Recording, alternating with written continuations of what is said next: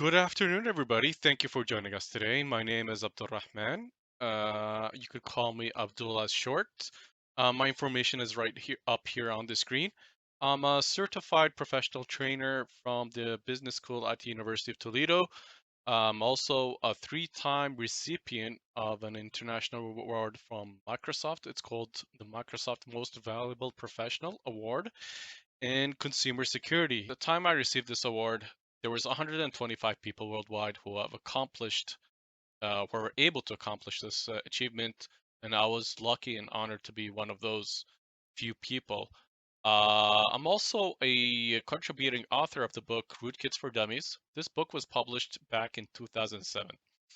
I'm not a main author. I'm not a co-author. I am just a contributing author. I've helped in contributing to the fourth chapter of this book, and you can find my name within the acknowledgments. And this fourth chapter is about protecting your computer from rootkits. You could speculate based on this how many years of experience that I have when it comes to consumer security or a security awareness. I was actually a malware instructor for Dell Communities support forum, and in particular to their virus and spyware section. I was a visiting malware instructor there. I was also a visiting malware instructor at Bleeping Computers and a rootkit expert at Castle Cop Security Professionals. Castle Cops is a nonprofit organization where people from security experts from all sorts of organizations meet to share information. Unfortunately, this organization has been shut down more than a decade ago. Besides my technical background, I'm also a featured writer for several business magazines, including the Entrepreneur Middle East magazine, the Marketing magazine. I have an article there. Also, things related to workforce management, things related to sales and marketing. Now, how this lecture is structured is that I'm going to cover 5 studies, and based on those behavior science studies, and based on those studies, I will discuss what secure organizations are doing wrong or what they should not do when it comes to their security awareness program or training. And I have evidence based on those studies why such practices are incorrect and should not be performed. Now, the behavior science, what defines behavior science? It's a study that encapsulates behavior economics, social psychology, neuromarketing, neuroscience marketing, cognitive science, sociology, and so on. So I'm going to cover 5 different studies, and how I'm going to go through this, how this lecture is structured, I'm going to go through 5 different common mistakes that organizations do. And I will start with the first mistake that I experienced the least amount of objections or resistance that the companies or would fix. They would adopt and fix these issues immediately. And the last study, the fifth study, I would experience the largest amount of resistance from companies. Actually, almost 100% of the companies that of my clients resisted to fix such a mistake, and I'll explain why. So let's start with the first study. So the first study is based on a behavior science concept called the knowledge intention behavior gap. What this concept implies is that there's a difference between, or there's a gap between what people would know and what would people would care about, or changing their attitudes towards that particular type of knowledge. And there's also a gap between what people intend to do and acting accordingly. So that's why there's a knowledge intention gap and there's an intention behavior gap. This is also known as a knowledge carrying behavior gap, or knowledge attitude behavior gap, or value behavior gap. There's been examples of where we could see that where people habits lie in the knowledge intention behavior gap. For example, smoking habits, eating healthy, or exercising. Let's say, for the example of case of smoking, a lot of smokers are actually probably obviously all of them know that smoking is not good for them. It's not good for their health. So they actually know this, but do they care about this particular health issue, or do they have an intention to care to think about quitting one time? Probably there's a gap. That's the first gap. The second gap, if a smoker does intend to quit sometime, or one day, or probably tomorrow, will they act accordingly or not? So there's a gap between their intentions or attitudes towards smoking and actually doing the measures that they need to take to quit smoking. So there's a study done by Yale University, and this study was done on senior students, students in their last year at the university, and for taking tetanus vaccines. And they're offering free vaccines at the university, and they split the students into several groups. The first group of students, they gave them a booklet that contains information such as the importance of tetanus vaccine, why is it important, and where is it offered. And it's offered for free. It's offered at the university health services. Now, these are Syrian students. They obviously know where the university health services is located. Now, the second group of students, they gave them a different booklet that also includes the importance of tetanus vaccines and where is it offered, but they added an additional information, things that are related, emotionally driven information such as fear, showing them photographs of examples of people who did not take the tetanus vaccines, or fell ill to the tetanus disease, stories about people who did not take it, examples, visual graphics, and so on. Later on, they were examined, they were assessed how much information they know about the tetanus vaccine and what their attitudes towards the tetanus vaccines. Now, the questions included how much information they would recall from the booklet. It would include their intentions, if they were if their intentions to take the tetanus vaccine, and so on. Now, once they'd done this questionnaire and there's two group of students, the second group obviously performed far more better. They had better recall of information. They had their attitudes had changed, were influenced far more greater than the group one, and also they wrote that they intend to take the tetanus vaccine. Now, this complies to a book called Made to Stick. It is Made to Stick is a book that was authored by Dan and Chip Heath, the two psychology professors from Stanford University, and they wanted to study what would make messages stick to people's mind, and some messages would go viral and others not. Let's say, for example, false rumor, such as people only use 10% of their brain. People tend to forward it, share it with others, and so on, and would spread like wildfire. But information such as a mathematical equation they learned at school, they would not even remember it 5 minutes later. So why would certain information people would remember and others don't? And Dan and Chip Heath came up with 6 different principles or concepts. One of them is simplicity, credibility, unexpectedness, concreteness, story, and emotions. And the second, what I've seen here, the second booklet contained these type of principles that would help in the information stick into people's mind.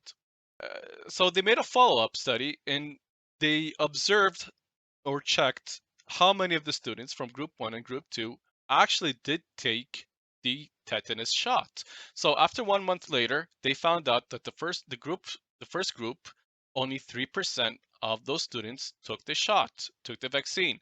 How about the second group? Now, if you probably would not guess this, because the second group, only 3% of them also did take the shot 1 month later. So there's a gap between what they know and what they care about, and what they care about and acting accordingly. So group 1 and group 2 students did not act differently when it came to taking the vaccines. So the experimenters or researchers gave a third group of students a letter that is similar to the group's 2 students, but they added some additional information. Now, they just added 2 information, a map with the location circled on the map where they should take the vaccine. And it's just all what they did is circled the University Health Services building, despite that all the students know where the University Health Services building is. And they also included when they should take the vaccine shots. Now, this third group of students, 1 month later, the observers found out that 28% took the vaccine, and there's a huge gap between what group 3 and group 2 compliance rates, despite the only difference in information that they received is including a map and shot timings. Malcolm Gladwell commented on this in his book Tipping Point, and he said the addition of the map and the times when the shots were available shifted the booklet from an abstract lesson in medical risk to a practical piece of medical advice. And once the advice became practical and personal, it became memorable. Now, this is really important because there's a very common mistake among security practitioners when it comes to security awareness is that they assume that people already know even something that's obvious, and they do not include it within their security awareness program. Now, I'll show you some, in the words of Guy Kawasaki, documented boozosity of real examples of security awareness messages. And I'll start with my own boozosity. This is a post-it that I made uh, when I started overseeing the security awareness program in one of my clients, and I did this mistake myself. Then this poster talks about if they telling the employees if they found somebody who seems to not to be authorized to enter a restricted location to report it. Now here I wrote report it immediately. Now, it doesn't indicate who or where they should report it and how they should report it. So it's missing some kind of information, despite even if the employees know who they should report it. Are they supposed to report it to the physical security department or the cybersecurity department or the IT or the receptionist because that person doesn't have a badge or so on? So it has to be very specific, even if they already know within their onboarding program that people without badges should be reported to a particular place. So even if it's something that's obvious, or you assume that people know, you need to also include the details here. Here's a second example. In this example of a client, and it's talking about phishing attacks, phishing with a V. Now, if somebody receives a suspicious phone call or that could involve a breach, they need to report the incident to the IT security department. Now, it doesn't say how or where they report the IT security department, even if the people know. So this has to be written in details. If it's they are supposed to report it physically at their office, then say it's at the second floor, third office to the right. If they're supposed to report it through email, indicate the email, a phone number, a link, a QR code. The second behavior science study is about concreteness, ambiguity, or using abstract language. Explain this. This study was done by Stanford University. It's very similar to the first study that we covered about the tetanus vaccine at Yale University. At Stanford University, they want to do a food drive, and they were asking students for food donations. Now, their experimenters targeted fourth-year students or students in their last year at the university, and they split the students into two groups. One group, actually there are four groups, but I'm just gonna simplify the study into two groups right now. The first group is they gave a letter to the student with a generic salutation: "Dear student, there's a food drive next week. Please donate at the Tresidar Plaza." Now, the Tresidar Plaza is the university student center, so everybody knows where the university student center, and they probably do go there probably once a day. After the food drive was over, they realized that only 4% of the students who received this letter actually donated. Now, the second group of students received a different letter. They were addressed by their actual name, and they told them to bring canned foods or ask them to donate canned beans. So they specified what exactly they should donate. Canned beans, and they included a map, and they located they marked on the map the exact location of the University Student Center, which is Tresidar Plaza, and also told them the timings when they can donate. Now, those students who received this type of letter, the researchers found that after the food drive was over, 34% actually donated, and that's an 8% increase of compliance rate compared to the students who received a vague instruction letter. So the common mistake that security organizations do and professionals do in their security awareness training is that they use subjective or abstract messages. There's a using kind of abstract messages in your training program or in your training messages has a lot of cons. One of them is that it's harder for people to understand, it's harder for people to remember, and it's also harder to people to change their behavior or nudge them to the right behavior. And it is known that from the behavior sciences experts, they say inner resistance to change is often due to lack of clarity.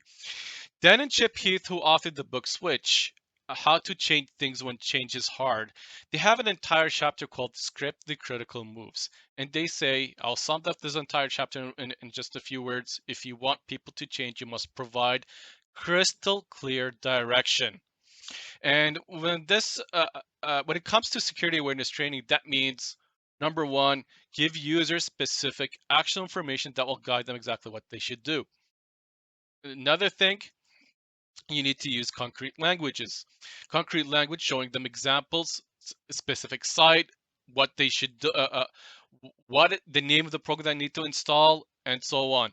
So, and concrete language helps people, especially novices, to understand new concepts. And probably the target audience in you're addressing are novices. So there's an indication if you want to test or figure out whether the security awareness message at your organization is poor, there's two main indicators. One of them, if after reading, if the message would lead to more questions than answers. Is second, if it is subjective. People interpret this information differently from one another. Uh, so I'll show you some documented bizosity. The first example here is from a client of mine in the Middle East. This is their poster.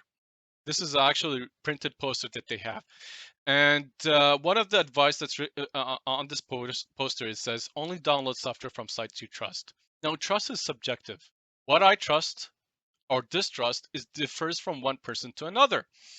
And I'll tell you the real example of a personal example that happened to me.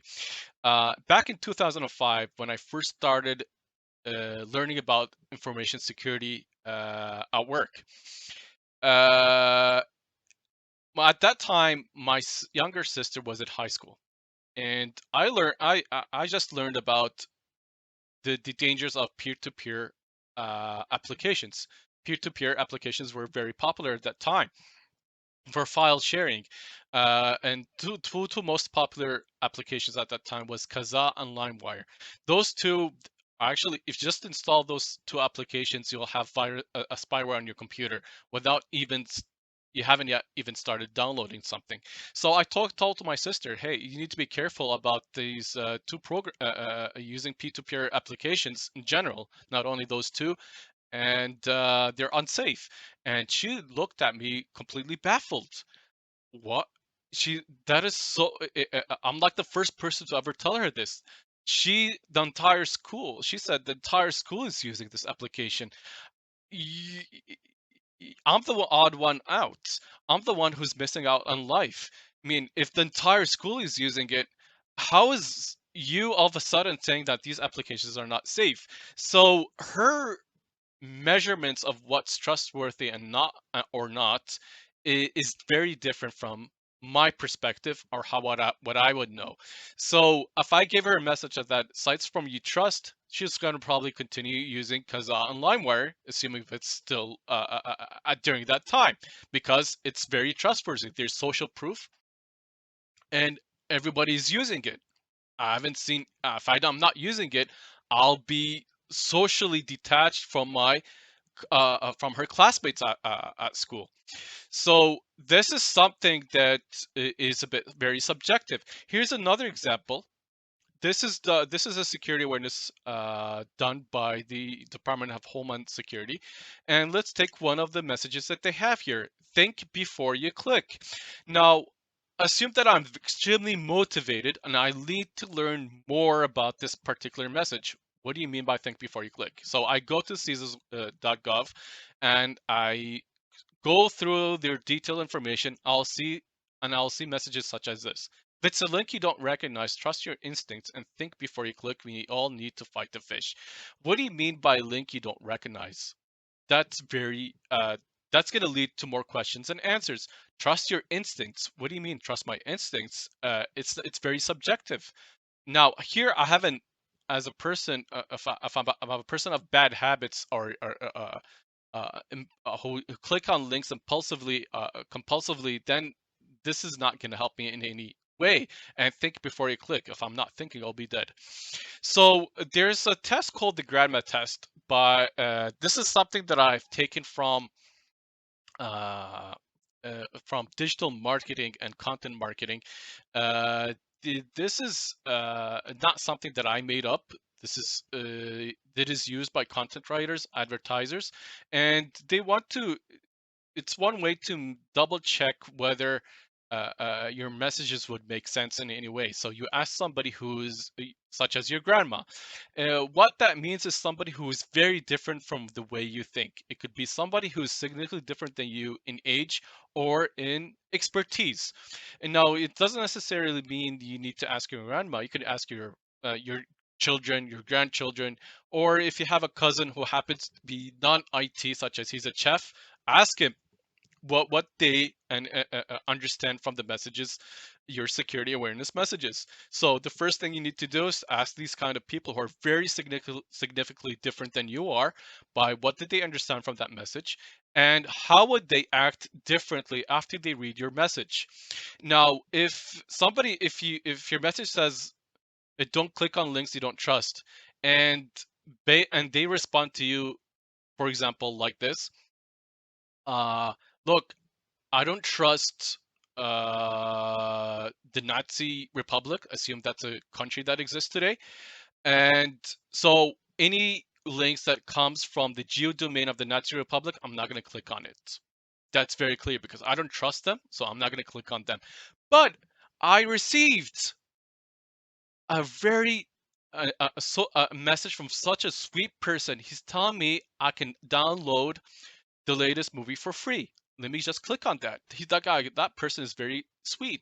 And that, if you hear such a kind of response from that person, then you know, definitely know, there's a problem with your messaging. The third study was done at Johns Hopkins Hospital. Uh, there was a professor there called Dr. Peter Pronovost. He was assigned to address a nationwide issue. Uh, Patients across the United States, when they're admitted to the hospital in the ICU units or intensive care units, they get infected. And the infection rate was so high nationwide is that approximately 80,000 people get infected from the ICU units itself. To address this issue, the Center of Disease Control, the CDC, issued a 160-page guideline and 95 recommendations on how to reduce the infection rates uh, that happens to patients after they're admitted to the hospital. But Dr. Pronovost, he did not go through all entire 160 page of guidelines. What he did, he took the top 5 recommendations that had the maximum impact in reducing the infection rates on patients.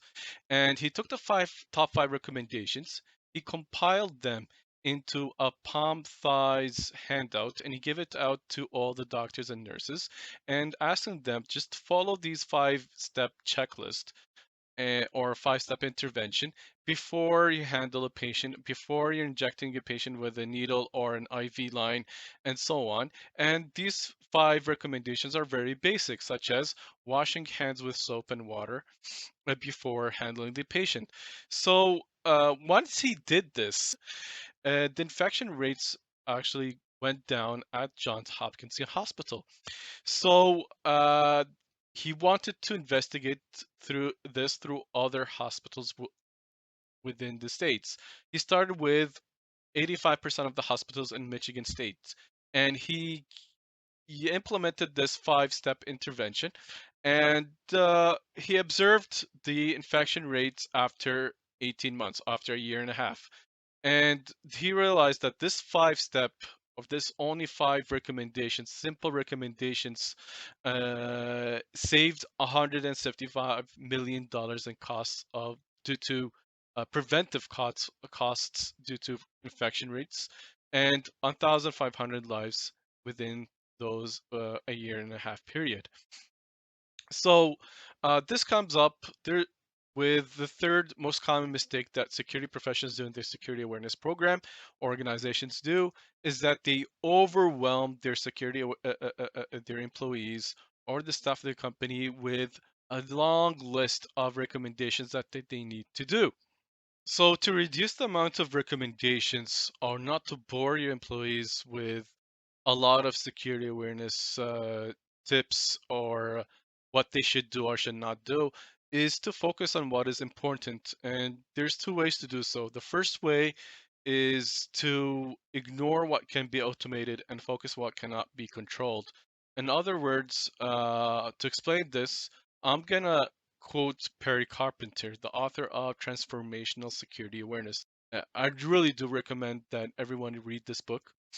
If you're relying on your end users to think about encrypting documents, remembering to enable VPN services, and so on, then it's time to take a good hard look at automating those behaviors. Doing so will free you and your users to focus more intently on the groups of behavior that can't be automated. Now, Perry Comperton is absolutely right. If there are things that you can automate, for example, if you're asking people to use complex passwords, that's great. You could teach them this, but it's also a better. It will be a lot more better if you have a password manager installed on their computers. If you're asking them to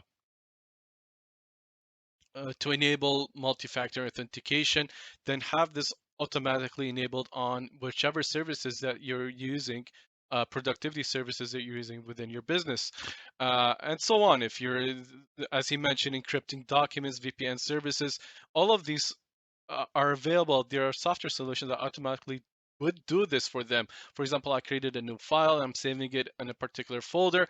The service would automatically encrypt it according to the rules that the IT department has set up.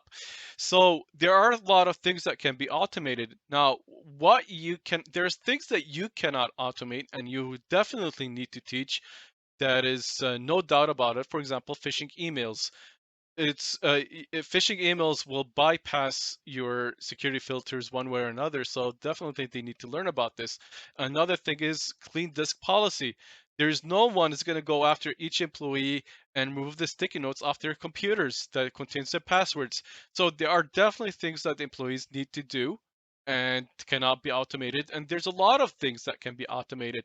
Now, what can be automated or not within your own organization depends on the risk management. You need to do a risk management assessment, a risk behavior, and what you need to prioritize during your training. Let's say, for example, the threat landscape for a university differs from a financial institution, for example.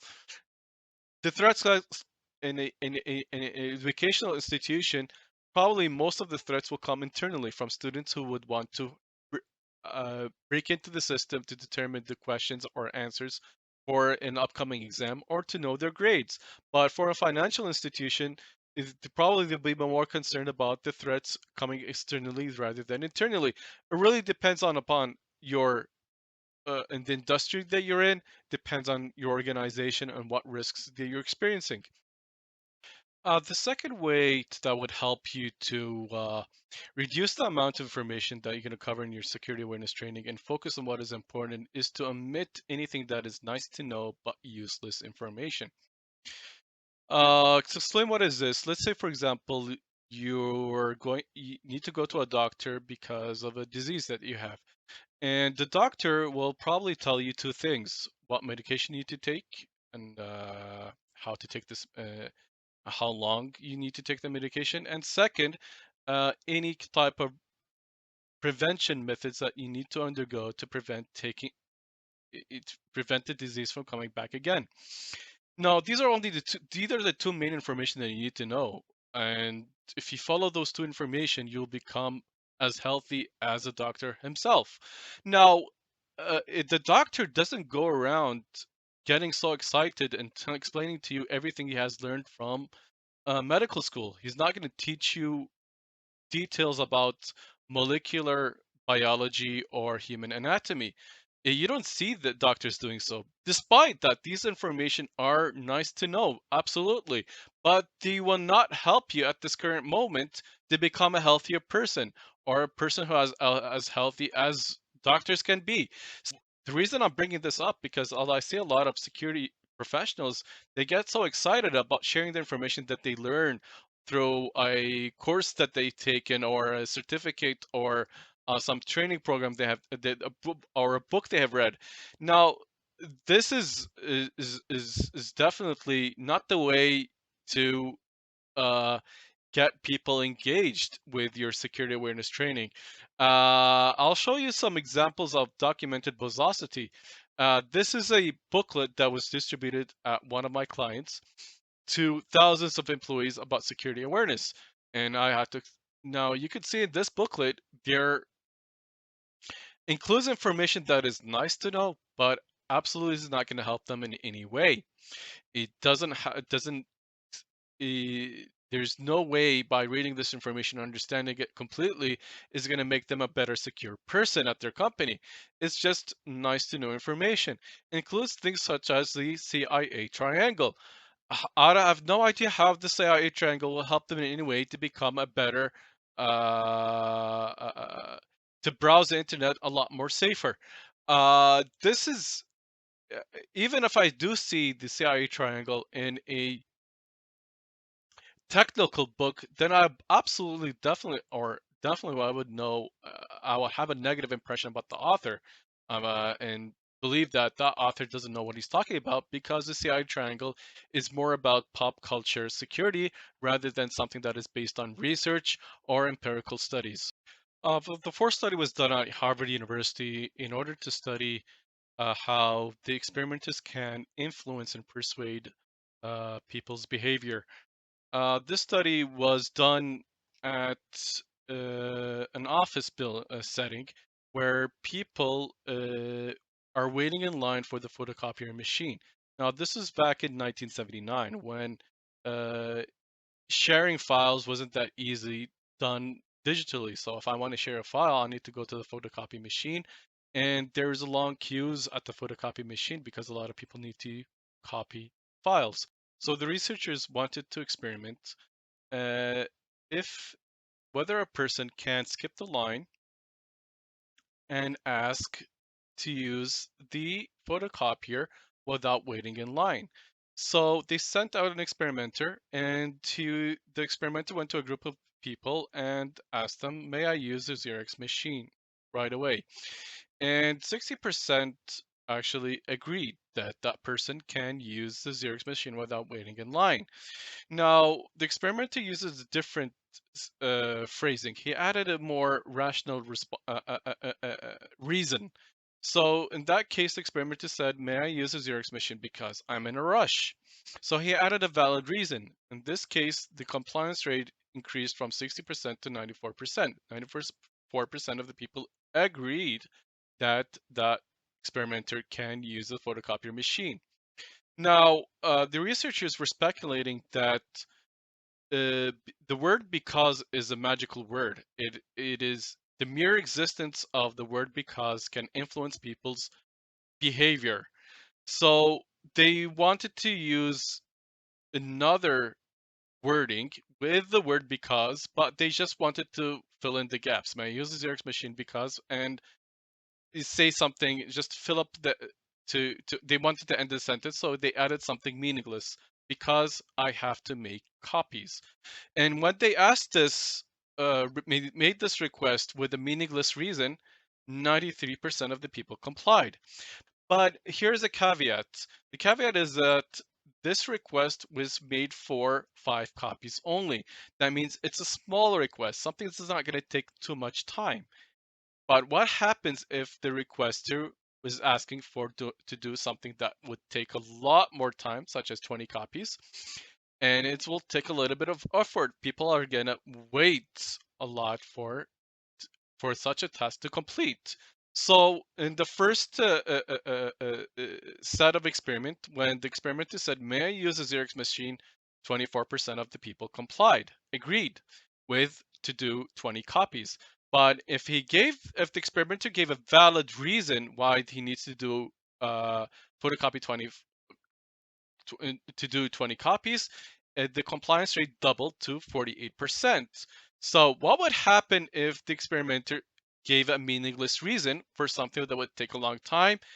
Because I have to just make copies, now the compliance rate dropped back to 24%, as if he did not give any type of valid reason. So to sum, if the small request such as 5 copies, something's going to take a little bit of effort. Any type of reason is sufficient enough. But if the request involves a lot of effort, then I need to have a really rational or valid reason. And this goes with the notion that the more difficult a task is, the more the motivation that people would need to complete that task, or the more effort that is needed, the more motivation people need. So this is not something not surprising, but here's a common mistake that I see when it comes to our security awareness training by a lot of the organizations that I've been dealing with, is that they don't give any type of reason, or either the reasons are very weak or it's non-existent. Now I'm gonna just show you here some documented bugosity. This is something done by the National Cybersecurity Awareness Month. This is a digital poster that was done, and it includes a tip, for example, avoid free public Wi-Fi networks. Now, it doesn't say why I should avoid a free public Wi-Fi network. And now, if I go to the link below for more information about the NCSAM, it doesn't even give a small hint. It doesn't give a small hint on why I should do so. Now, there should be a really valid reason. Let's say, for example, I'm a frequent traveler and I bought a lot of money, or I paid a lot of money for an airplane ticket, so I feel entitled to use the free services that are available at the airport. Why are you not telling me not to use these services that I have paid for? Same thing if I go to a hotel. I already paid a lot of money for that hotel, and part of the free services that come with the hotel that I paid for is the public Wi-Fi network, or even something that is simple as taking my morning coffee at Starbucks. Why am I not allowed to use their Wi-Fi network? So this is all. So if I put myself in the position of the other of my employees, especially if those employees are executives or people who feel entitled for the such services, now I need to give them a really strong reason. So it's not enough that I just say give out the tip and I've done my job. I have to give a strong reason. That's why Robert Cialdini, a psychology professor from Arizona State University, in his book titled Yes, 50 Scientifically Proven Ways to Be Persuasive, he says, always be sure to accompany your request with a strong rationale, even when you think the reasons might be fairly clear. Even when you think the reasons might be fairly clear. And now we come to our last and final mistake that organizations do in their security awareness training and campaigns. And this is a mistake that I've experienced the most resistance from my clients in order to change. Now, this mistake is regards to design colors and brand identity. Now, your choice of colors in the design phase of your security awareness training is very important. And Perry Carpenter from the book Transformation Security Awareness says, colors serve a much greater purpose than just being pretty. Colors imply meaning, evokes emotion, and help establish context. And Perry Carpenter is right. There's a psychologist named Natalie Nahi. She's an author of a digital marketing book called Webs of Influence. In this book, she says color may subconsciously prime and influence people's behavior and motivations, which can come handy if applied deliberately to design. So, yes, your choice of color in during your design can influence people's behaviors and motivations. Now, I'll bring up two quick examples of the impact of color. These are just something that's very quick. One example is, for example, is using red. And Nick Kolenda, in his book Psychology of Advertising, he says uh, red is usually associated with dangers, threats, and mistakes. And because of those associations, red activates an avoidance mindset. With that mindset, activated, people identify problems more quickly and easily. So this is just one example how one color can help activate an avoidance mindsets in people. And I'm not saying here that you should use red. This is just an example. If there's other colors have different associations, but in general rule, as a rule of thumb, the higher color saturation, the higher the level of excitement, and this is what we need to do. So generally, the better the colors saturation, the better it is. So I'm gonna show here. What I'm gonna show here is some documented viscosity that I personally experienced with one of my clients. I had a client who wanted to display a security awareness roll-up in the lobby of a large government office building where uh, thousands of employees go in and out that office building. And I made a sketch and I proposed that sketch to the graphics design team of their company. And once the graphics design team were were done with the design, they used this as their roll up. Now, you see, this is a significant, there's a huge difference. The whole point of using a stop sign or red is to attract people's attention as they go in and out their office building in the lobby. So you can pay attention to the roll up, not a roll up that would be blended with the walls of the background. So there's something has gone wrong. So what exactly went wrong? Why did the graphics team design something with such non-saturated colors? The reason is because they had to follow the corporate brand identity. This is something that is requested by the graphics team from probably it could be the public relations department, it could be the marketing department, or it could be the media and communications department. Let's call them the public relations department. So once I received the design that looked like this, I asked the graphics team, "Can I speak to your public relations department?" They said, "No, you're not allowed to do so." And then I asked, I do have some background. I told them that I do have some background in management consulting, and I am qualified enough to speak to them. They said, no, you're currently hired as a security professional. You're not hired as a management consultant. So you're not allowed to do so. So there's something wrong. Definitely, there's something wrong with how that company organization implements their brand identity. I'll go. Well, I'm going to reference here Martin Neumer. He is the legend, brand management legend, who was responsible for helping build up the brands for Apple, Microsoft, HP, and even Google. He authored a book called The Brand Gap: How to Bridge the Distance Between Business Strategy and Design. And what he said is that, first of all, a brand is not a logo or trademark. It's the logo and trademark is just a symbol for it. Second of all, a brand is not a corporate identity system. Today, there's still a need for identity manuals and visual consistency. Consistency they bring, but consistency alone does not create a brand. Now, here's the most important thing that he mentioned. Unlike the old corporate identity paradigm that prized uniformity and consistency, the new brand paradigm sacrifices those qualities in favor of being alive and dynamic. And that is exactly what we want to do in our security awareness training. We want to be alive and dynamic. And of course, we want to attract the attention of those people. We want to invoke the emotions of those of our employees. So if your organization decides to follow the corporate brand identity strictly, not to use any type of saturated colors, then they are mistaken. Their understanding of brand identity is incorrect. So, not to leave you guys hanging, and if you're interested, what is a brand? A brand is a person's gut feeling about a product, service, or company. It's basically the reputation that you build around uh, that what people think about you and not what you say about yourself. So, if you need more information, there's about how color impacts the message that you deliver.